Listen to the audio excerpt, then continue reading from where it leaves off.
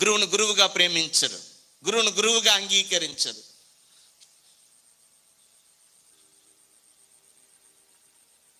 సేవకుల గురించి చెడుగా మాట్లాడటం. అన్ని సంఘాలలో ఉన్న అందరూ మంచి మంచి ఉన్నత స్థానాల్లో ఉన్నారండి. నేను తూర్పుగోదావరిలో చూస్తున్నా, కళ్ళతో చూస్తున్నా.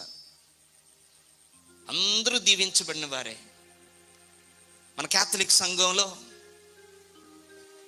నిజంగా ఇంకా చిన్న చిన్న పనులు చేసుకొని ఎందుకు గ్రోత్ లేదు? నిజం, వెరీ ఫ్యూ.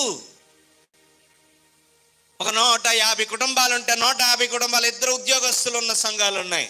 అదే ప్రొటెస్టెంట్ సంఘాల్లోకి వెళ్తే 150 కుటుంబాల్లోనూ ఉద్యోగస్తులు ఉన్నారు.